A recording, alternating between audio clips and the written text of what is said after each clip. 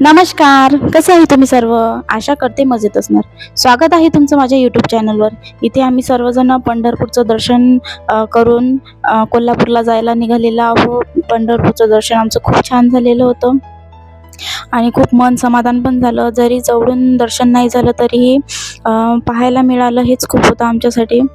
तर आम्ही इथे कोल्हापूरला जायला निघालेलो आहो. कोल्हापूरला पोचल्यानंतर मग आम्ही दर्शन वगैरे केलं. इथे बघा दर्शनाची लाईनमध्ये लागलेलं होतं. दर्शन करून आल्यानंतर मग इथे बघा चिकूची धावपळ या कबुतरांना पकडण्यासाठी.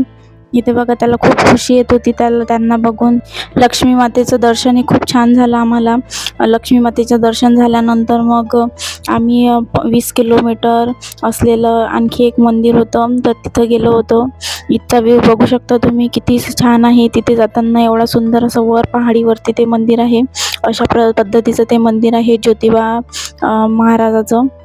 तर आम्ही इथे खूप लाईन लागलेली होती मोठी, आणि लक्ष्मी मातेच्या मंदिरात पण खूप मोठी लाईन लागलेली होती. आम्हाला 2 ते 2.5 तास लागलेला होता दर्शनाला, आणि इथे पण खूप लंबी लाईन लागलेली होती.